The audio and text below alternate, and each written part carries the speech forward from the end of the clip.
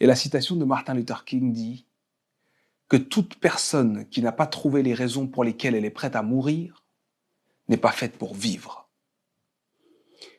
La première fois que j'ai lu cette citation, ça m'avait vraiment pris aux tripes.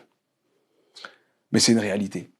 J'en parle aujourd'hui pourquoi? Parce que hier, après Londres, après d'autres pays, après surtout tout ce qui se passe aux États-Unis, il y a eu en France l'une des manifestations les plus historiques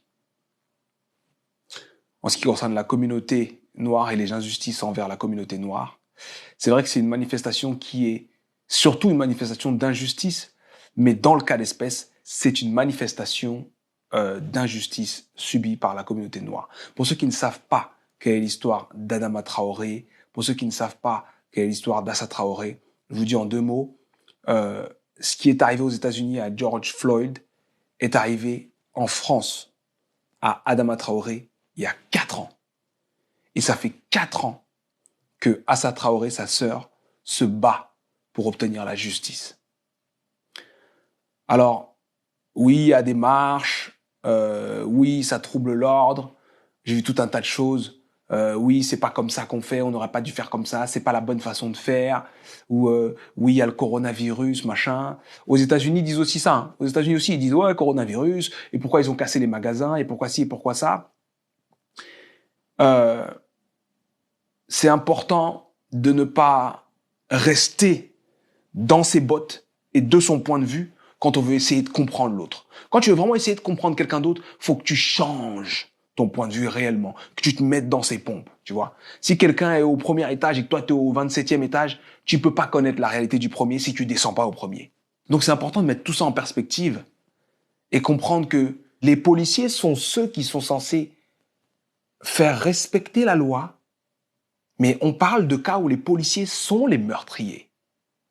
La police est gangrénée. Il y a des discours en ce moment par les leaders afro-américains qui disent « Si vous voulez que toutes ces casseries, toutes ces choses s'arrêtent, mettez les policiers en prison. Vous savez qui ils sont. » Le gars qui a mis le genou avait 17 plaintes sur le dos. 17.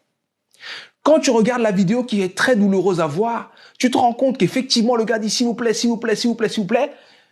Et qu'à un moment, le policier trouve logique de lui dire « Eh ben, monte dans la voiture ». Alors que 2 autres policiers sont sur son bas du corps et que lui a son genou sur sa gorge. Il dit au gars « Bah, monte dans la voiture ». Et George Floyd répond « Je ne peux pas, vous me bloquez ». Et là, tu veux qu'on délibère. Il faut comprendre, s'il vous plaît. Moi, je ne veux pas qu'il y ait de haine, ok ? La haine ne construit rien. Et c'est pour ça que je suis assez content de la manifestation française, en tout cas qui a eu lieu hier, qui a réuni plus de 20 000 personnes de toutes origines, de toutes couleurs, de tout âge, pour une seule et même chose. La justice. On ne devrait pas avoir à manifester, à gréver, ou à pleurer, ou à aller je ne sais où, pour avoir le droit de vivre. C'est là où on en est. Et quand tu comprends que c'est ce qui est en train de se passer, mais qu'à ça tu rajoutes qu'en fait, on se souvient des personnes qui meurent. Mais l'injustice, c'est pas simplement quand quelqu'un meurt. C'est le traitement au quotidien. L'injustice, c'est pas simplement quand quelqu'un meurt, c'est le traitement au quotidien. Et quand, en tant que membre d'une communauté, tu sais que ces injustices arrivent régulièrement aux membres de ta communauté, à un moment, tu dis stop, à un moment, tu vas dans la rue, à un moment, tu parles, à un moment, tu cries, à un moment, tu casses.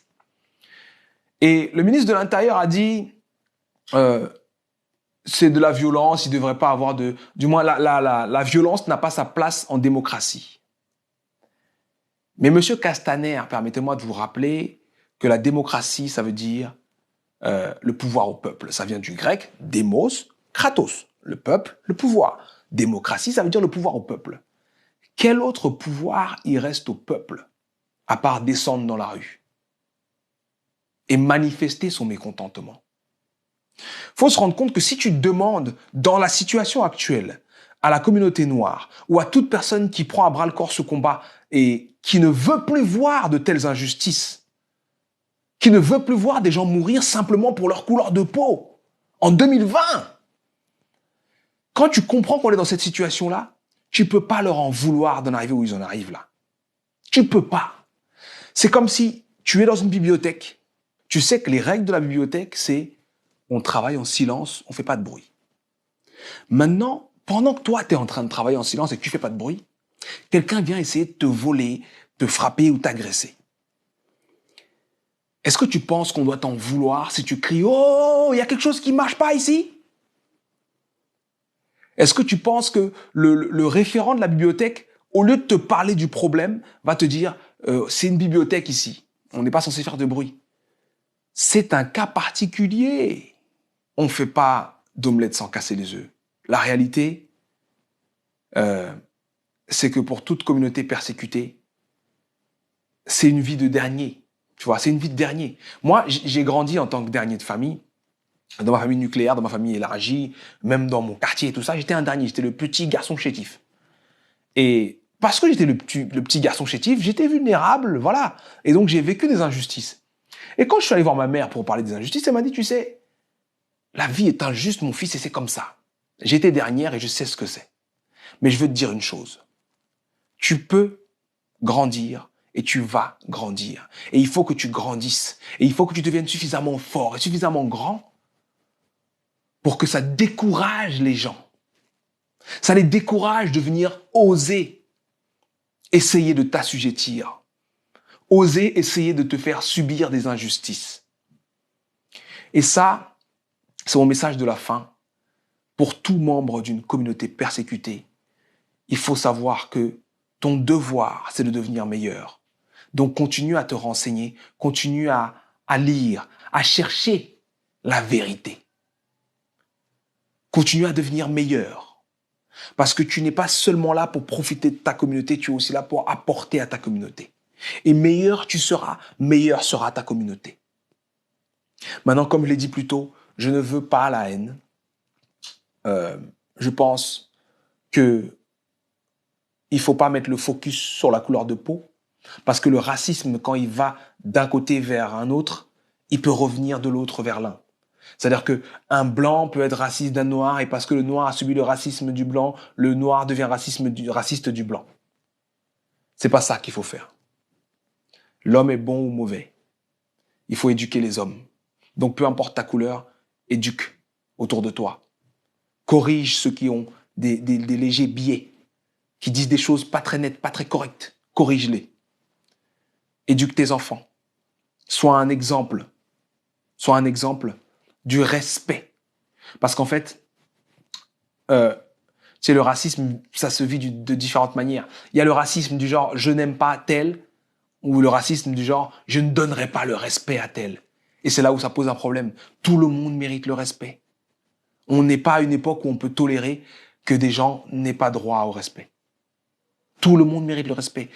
Peu importe le genre, la couleur, le sexe, l'âge, la taille, tout le monde mérite de vivre, tout le monde mérite d'avoir le droit et l'accès aux choses de tous.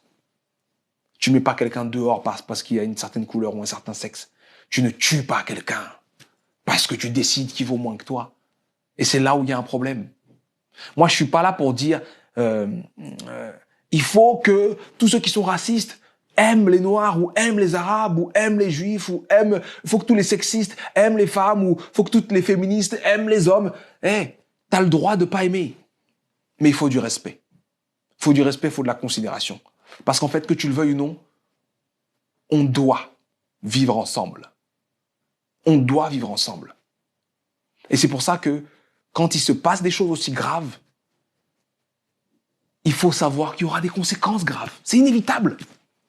C'est inévitable. Il y aura des choses cassées, il y aura des manifestations, il y aura du feu. Mais le message doit être passé. Et il faut arrêter de protéger les criminels parce que ce sont des policiers ou parce que ce sont de tel. Si tu es un criminel, tu dois vivre ce qui est réservé pour les criminels. C'est ça la justice. Et c'est un des slogans qui est beaucoup scandé dans toutes ces manifestations. Il ne peut pas y avoir de paix s'il n'y a pas de justice. La justice, c'est juste, comme disent les leaders américains qui parlent de tout ça en ce moment, mettre les coupables en prison. Faut pas beaucoup plus que ça. Hein. Faut pas beaucoup plus que ça. Mettre les coupables en prison et en parler. Pour que les autres qui ont peut-être envie de suivre ce chemin sachent que dorénavant, c'est ça qui leur est réservé. C'est important que ça se passe comme ça. Tout le monde a un rôle à jouer et tout le monde joue un rôle. Donc, éduque, inspire, sois un exemple pour ta communauté et pour les autres communautés. Le respect, on se le doit en tant qu'humain. Il y a la communauté noire, mais la communauté noire fait partie de la communauté humaine. Et dans cette communauté humaine, il faut des règles. Et les règles, c'est le respect et la considération des uns des autres. Un jour, peut-être, on pourra parler d'amour. Mais je sais que si je vous en parle tout de suite, c'est trop tôt, on a du mal. Et je parle même pas de ce qui se passe à l'intérieur des communautés. Mais bref, faut pas perdre tous les sujets en même temps.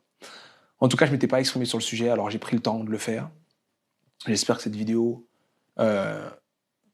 éclaircit et vous donne envie d'aller chercher, fouiller, vous renseigner sur toutes ces histoires, sur tout ce qui a pu se passer. Et surtout, vous donne envie d'être une part de la solution. Parce que désormais, ceux qui ne parlent pas, si tu es dans cette bibliothèque, que quelqu'un se fait agresser, tu entends les cris, tu ne regardes pas, tu ne dis rien, tu fais quand même partie de l'histoire. Tu étais dans la bibliothèque. Et j'ai envie de finir par une citation d'Albert Einstein, qui a dit que le monde ne sera pas détruit par ceux qui font le mal, mais par ceux qui les regardent sans rien faire. On a un rôle à jouer. Il faut inspirer, il faut aider, il faut corriger.